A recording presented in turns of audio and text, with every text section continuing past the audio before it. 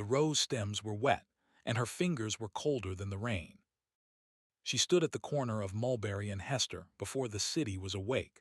14 roses wrapped in damp brown paper, 3 crumpled singles in her jacket pocket.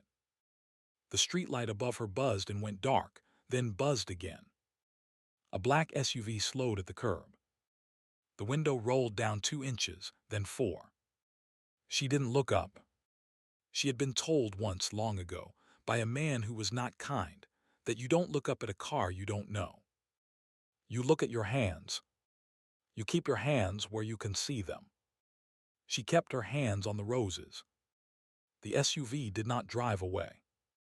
3 doors opened at once. 3 men stepped out in black suits, no ties, no smiles.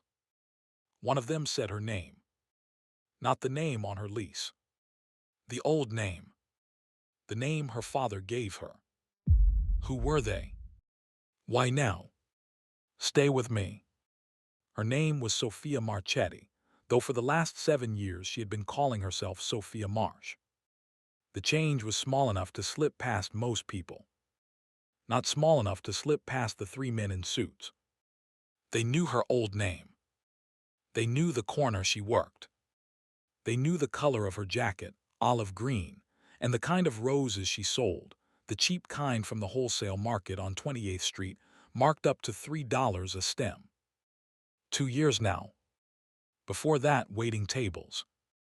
Before that, finishing a community college degree in nursing she never used, because the day she walked across the stage, there was no one in the audience clapping for her. Her father had not looked for her. She had not reached back. That was the deal, even though no one had said the word deal out loud. When she was 19, sitting at the long oak table in the dining room of the house in Bay Ridge, her father had told her she was going to marry a man named Vincent Russo. Vincent was 34. Vincent had hands like meat hooks and laughed too loud at jokes that weren't funny. Her father had not asked her.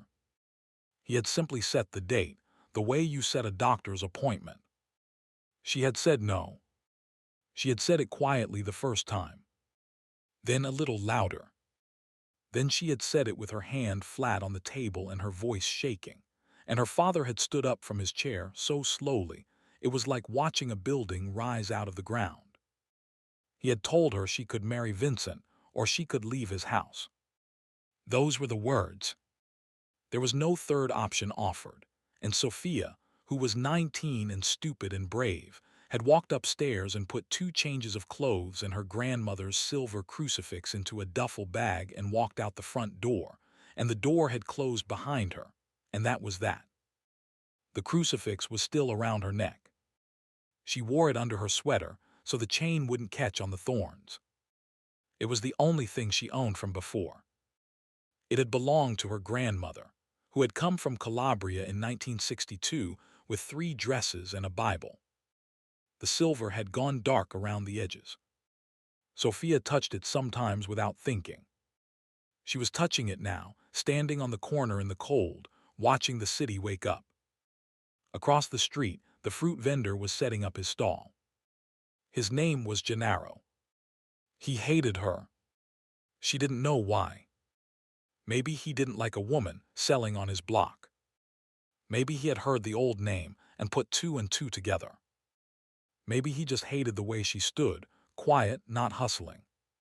She sold her roses the way her grandmother had sold tomatoes at the market in Reggio Calabria, by standing still and letting the buyers come to her.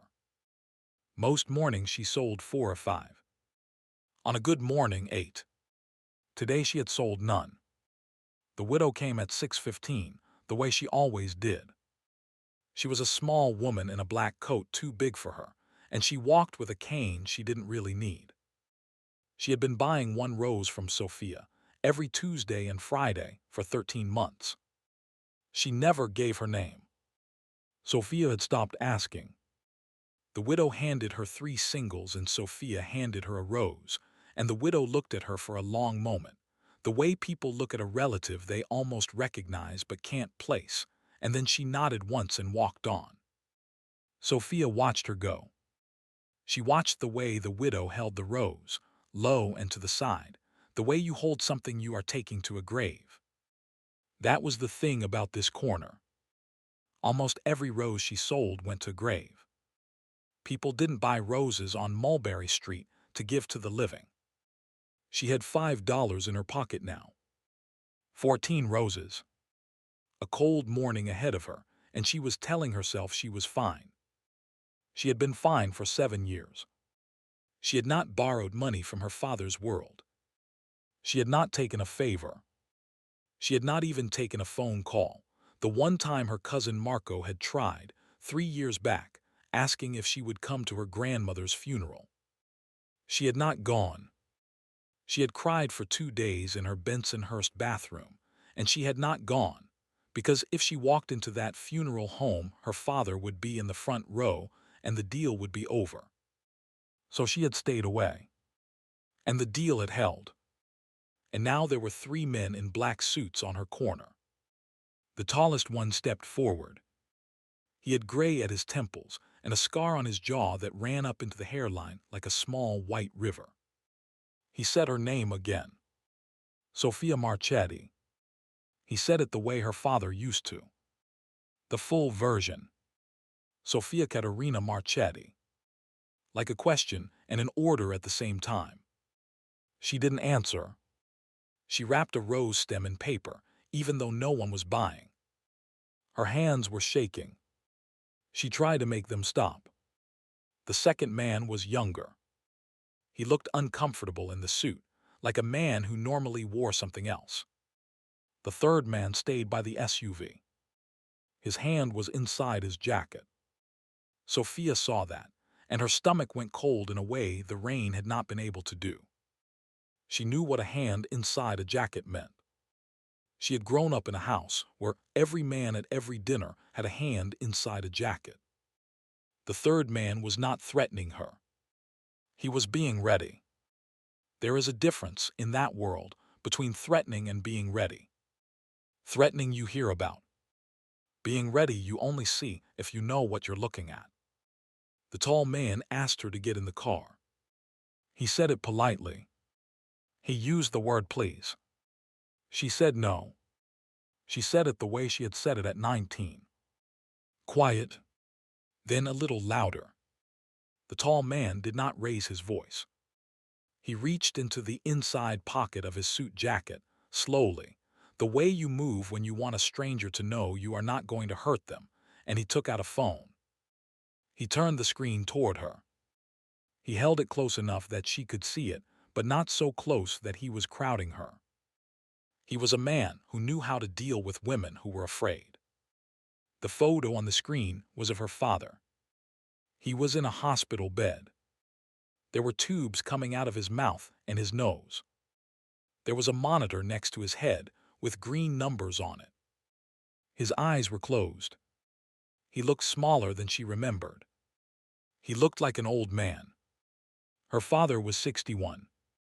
He had never looked like an old man to her, not even the day he stood up from that oak table.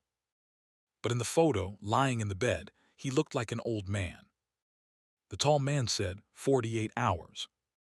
He said, your father wants to see you. He said, we are not asking you to come home. We are asking you to come to the hospital. He said the name of the hospital. Mount Sinai. 8th floor. He said the car is here. He said your choice. She did not get in the car. She stood there with the rose stems in her wet hands, and she shook her head. Not no. Not yes. Just shook her head, like a person trying to clear water out of her ears. The tall man waited. The young man looked at the ground. The third man did not move. After a long time, maybe a minute, the tall man nodded once. He put the phone back in his pocket. He took out a small white card with a phone number on it, and he set it down on her crate of roses, very gently. He said, when you decide. He said 48 hours. He said, please. Then he turned and walked back to the SUV, and the 3 of them got in, and the SUV pulled away from the curb and disappeared down Hester Street into the gray morning, and Sophia stood there with the card sitting on top of her roses, and her breath came out in a long shape that was not quite a sob and not quite a laugh. She tried to keep selling roses. She really tried. She picked up a stem and held it out toward a man in a suit walking past, and her voice came out so small that he didn't even hear her. He didn't even slow down. She put the rose back. She picked up another one. She tried again. Nothing. After an hour she had sold no more roses, and her hands had not stopped shaking, and finally she sat down. She sat down right there on the wet curb with her roses behind her, and she put her face in her hands, and she didn't cry exactly. She just sat. She sat for a long time. The card was still there. The number was a 917. The number had no name on it. Just digits and a small embossed cross in the corner, which was strange. She stared at the cross. She stared at her own hands. She did not know what to do. So she did nothing. She sat. She didn't see the second car arrive. She heard it. The engine was different, quieter, American government. A black sedan, not an SUV. It parked on the other side of the street, and Gennaro looked at the car the way a man looks at a cop, which was correct, because the man who got out was a cop. Not city. Federal. She knew the type from the dinners at her father's house, where men in suits had sometimes shown up at the front door, and her uncles had stopped chewing and looked at the windows. The man walked across Mulberry Street with his hands visible. He stopped about 6 feet away from her. He showed her a badge. He said his name, which she didn't catch. He said he was with the FBI. He said he needed 5 minutes of her time. Sophia looked up. He was maybe 45, brown hair going thin, glasses, a face that looked tired in the way fathers' faces look tired when their kids are sick. He held the badge out a little longer than he needed to, so she could really look at it. He asked if he could sit down. She didn't answer. He sat down on the curb anyway, about 4 feet from her, his coat getting wet. He stared straight ahead at the street, not at her, which was a kind thing to do. He said, "Your father has been working with us for 11 years. Sophia did not move. He said it again slower. 11 years, Sophia. Your father has been a confidential informant for the Bureau since you were 15 years old. She still didn't move. A pigeon walked past her shoes, and she watched it walk past her shoes. The agent kept talking. He said the names of operations. He said names of indictments. He said her father had given them 3 capos in Queens and a wholesaler in New Jersey, and a money laundering operation through a restaurant on Mulberry Street, 2 blocks from where she was sitting. He said her father had been very careful and very brave and very, very alone. She said, "Why are you telling me this?" He said, "Because he asked us to." He said 6 months ago, when the cancer came back, he made one request. "If anything happens, find Sophia. Tell her what I could not tell her." He said he made us promise. Sophia looked at her hands. Her hands were full of rain. The agent said, "The marriage to Vincent Rosso." He said, "Vincent was the nephew of a man your father was about to give us. Your father knew that within a year Vincent's entire family would be indicted, and that you, as Vincent's wife, would be in the middle of it. He said your father pushed you out of the house because there was no other way to get you out. He said he made it ugly because ugly was the only thing that would hold. If he had been kind, you would have come back. So he was cruel. So you would stay gone. So you would be safe. Do you understand what I'm telling you?" She understood. She understood the way you understand a sentence in a language you used to speak as a child and haven't spoken in years. The words came in slow and they made sense, and then they made too much sense, and then they didn't make any sense at all, and then they made sense again. 7 years of standing on corners. 7 years of telling herself she was free. 7 years of him sitting in the house in Bay Ridge with no daughter and no Christmas and no Easter and no nothing. And he had done it on purpose because he was protecting her, and she had not known. She had not known. The agent stood up. He said, "I won't push you." He said, "The men in the suits this morning, those were your cousins. Marco and his brother and one of the soldiers. They came on behalf of the family." He said, "The family does not know what your father has been doing for us. The family thinks he is dying, and they want his daughter at the bedside, because in their world that is what you do." He said, "But if you go, you should know there is a real risk. Someone inside the family found out your father has been talking. Someone is hunting." He said, "Your father asked us to leave it to you. So I am leaving it to you." He set a second card down on her crate, next to the first one. His had a name on it. Daniel Reyes. Special Agent. FBI. He nodded once and he walked back across the street, and the sedan drove away. She stood up. She picked up her roses. She wrapped them all together in one piece of paper, 14 of them, tied them with a piece of twine she had in her pocket. She walked 3 blocks to the subway. She rode the train uptown. She did not look at the cards in her pocket. She walked into Mount Sinai at 11 in the morning with 14 roses in her arms and silver crucifix under her sweater, and she told the woman at the front desk, a name she had not said out loud in 7 years. Salvatore Marchetti. The woman typed. The woman gave her a sticker for her jacket. The woman said, "8th floor.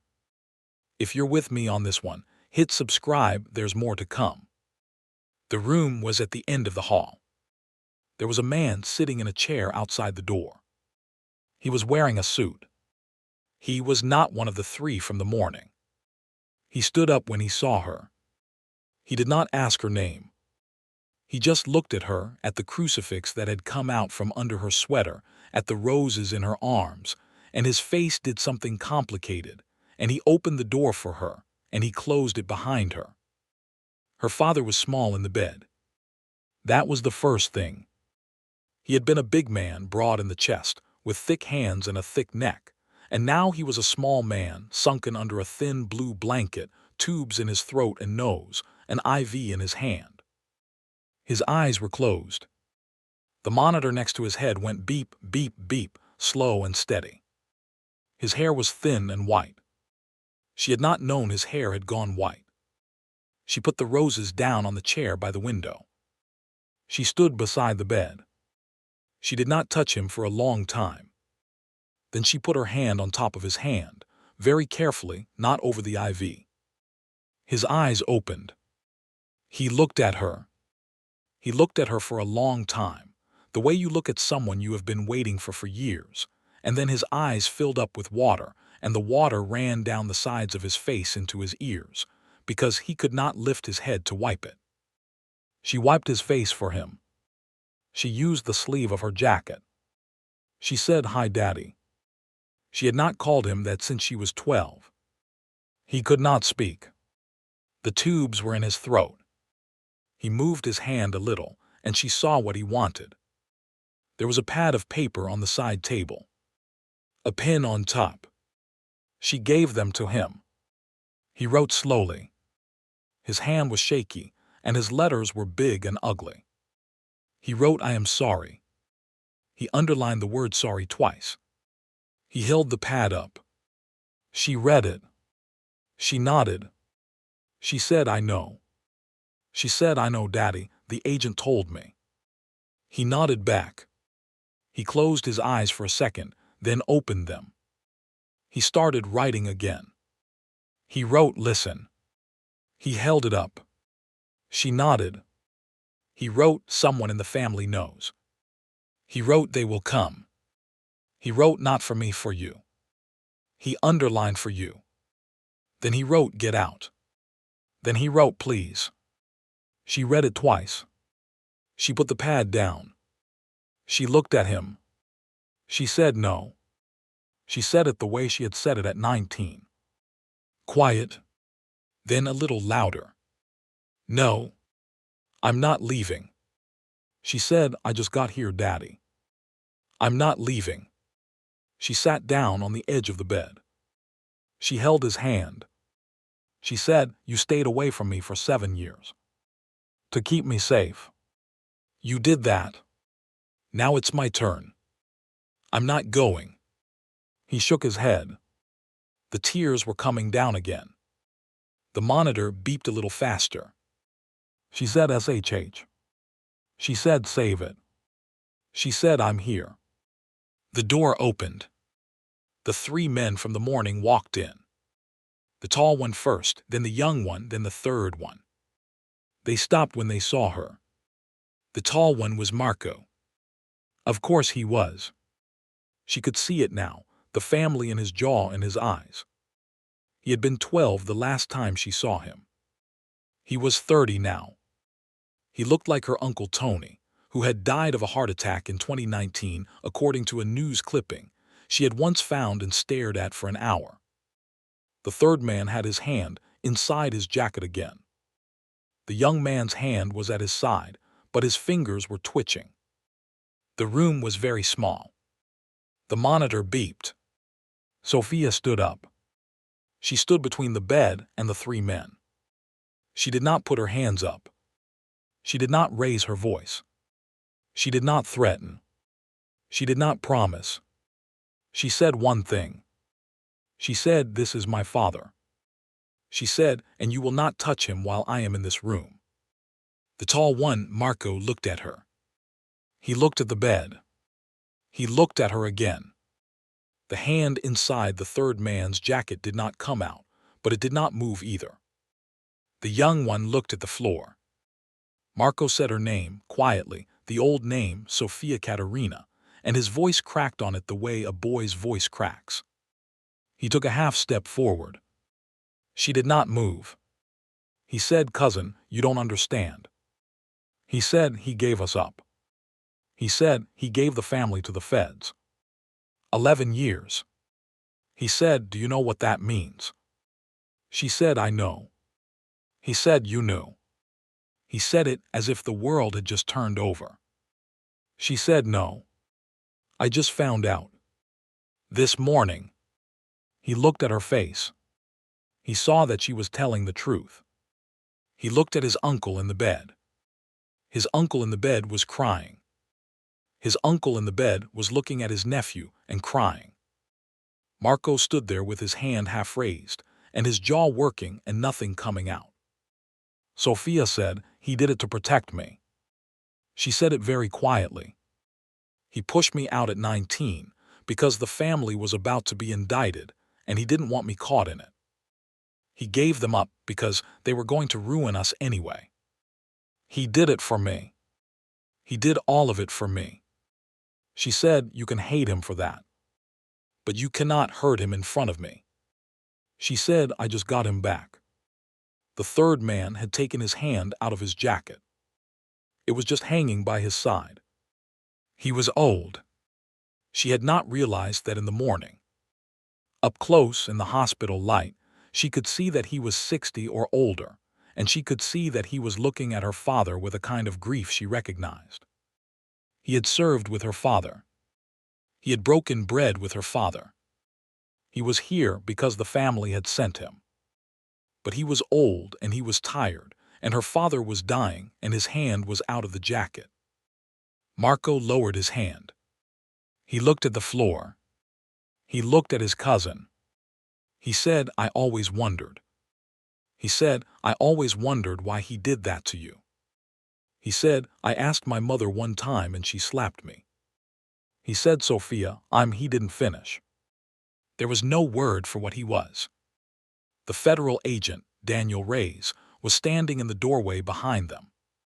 He had come up quiet. He was not holding a gun. His hands were at his sides too. He was just watching. The 4 of them looked at each other across the small room and across her father's bed, and nobody said a word. The room just went dead quiet. Then Marco turned. He nodded to the young one. He nodded to the old one. They walked out. They walked past Ray's without looking at him. They walked down the hall. Sophia did not know what they would do next. She did not ask. She turned back to the bed. She sat down. She held her father's hand. He held hers back. He was still crying.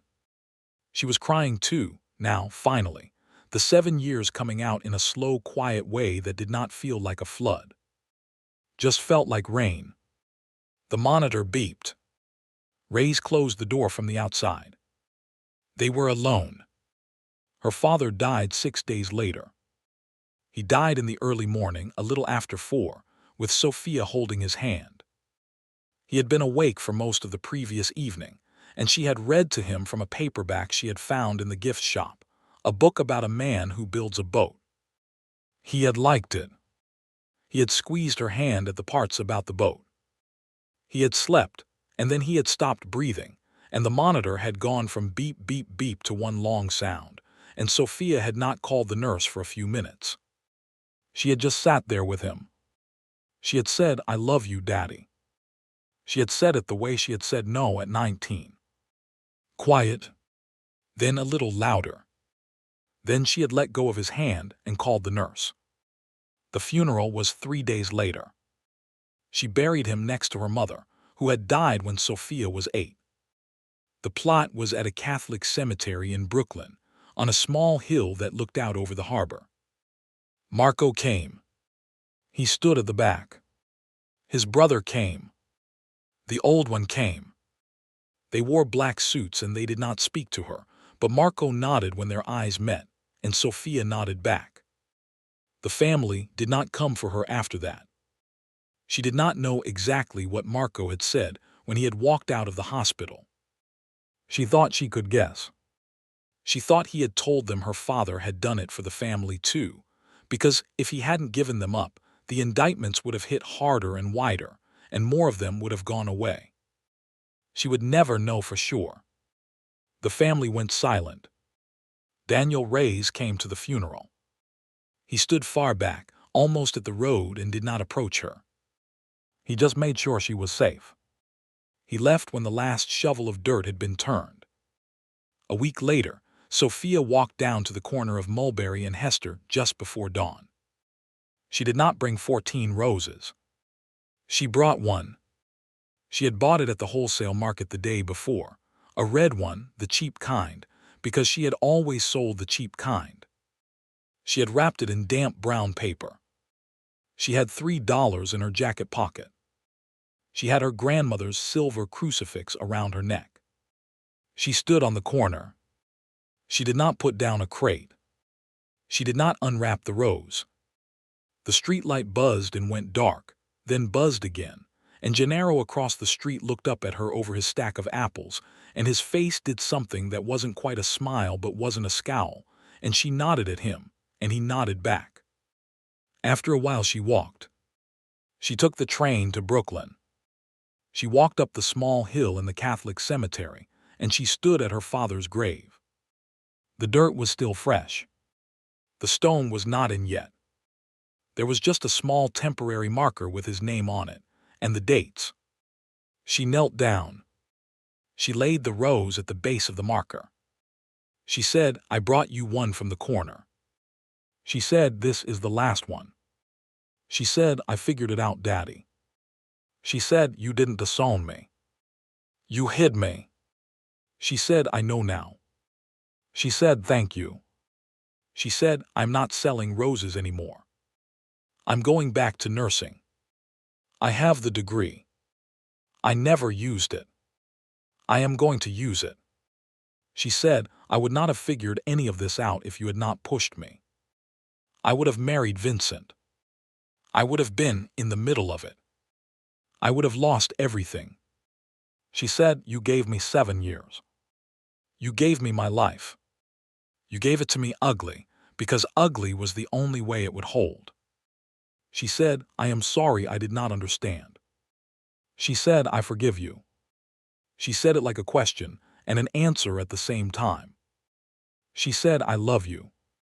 She stayed a long time.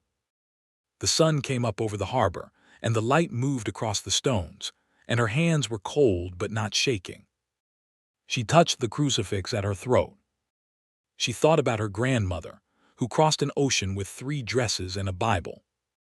She thought about her mother, who died when she was 8. She thought about her father, who had loved her so much that he had broken her on purpose to keep her whole. She thought about the rose in her hand all those years, 14 of them on a damp brown paper, and the rose in her hand now just one, lying at his feet. The hands were the same.